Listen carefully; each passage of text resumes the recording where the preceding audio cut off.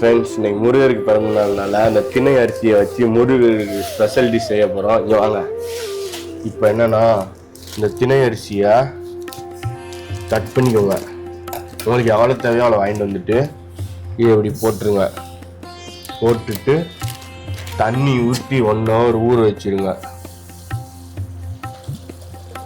தண்ணி ஊற்றி 1 hour ஊற வச்சுட்டு வந்து இதை வடிகட்டணும். ஸோ அது திணை அரிசி எடுத்து வடிகட்ட போகிறோம் ஃப்ரெண்ட்ஸ்.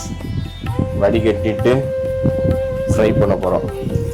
வடிகட்டின திணை அரிசி மிச்சத்தை எல்லாத்தையும் அடுப்பில் போட்டுக்கலாம் ஃப்ரெண்ட்ஸ். ஃப்ரை பண்ண போகிறோம். திணை மாவை ரோஸ்ட் பண்ணுறோம். சூடு ஆறுற வரைக்கும் இது காய வைக்க போகிறோம்.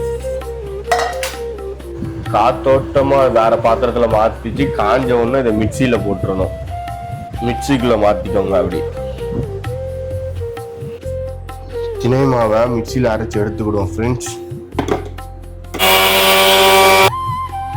அதுக்கப்புறம் ஸ்வீட்டு கண்டி நம்ம சீனி சேர்த்துக்கலாம்.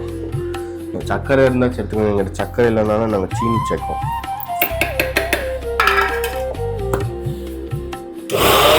பாத்திரத்தில் மாற்றிடுங்க. இப்போ இதில் கொஞ்சோண்டு தேன் சேர்க்க போகிறோம். அந்த திணை மாவில் 1 ஸ்பூன் தேன் சேர்க்க போகிறோம். கரெக்டாக 1 ஸ்பூன் தேன் அப்படியே சேர்த்து கம்பிரியா சேர்த்து அதை அப்படியே கிண்டி விட்டுருங்க. கிண்டி விட்டுட்டு முருகருக்கு பிடிச்ச திணை மாவு பிரசாதம் ரெடி. இதை இப்போ நம்ம சாமிக்கு வச்சுட்டு பிரசாதமாக எடுத்து சாப்பிட்டுக்கலாம். திணை மாவு முருகருக்கு வச்சாச்சு ஃப்ரெண்ட்ஸ்.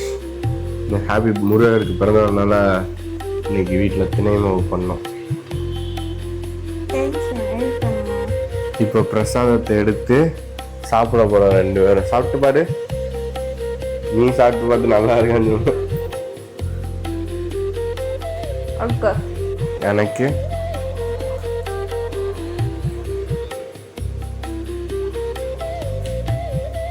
நான் சீனி சேர்த்தோம். நீங்கள் சர்க்கரை சேர்த்துக்குங்க, இன்னும் சூப்பராக டேஸ்ட்டாக இருக்கும். மறக்காமல் லைக் அண்ட் ஷேர் பண்ணிடுங்க ஃப்ரெண்ட்ஸ்.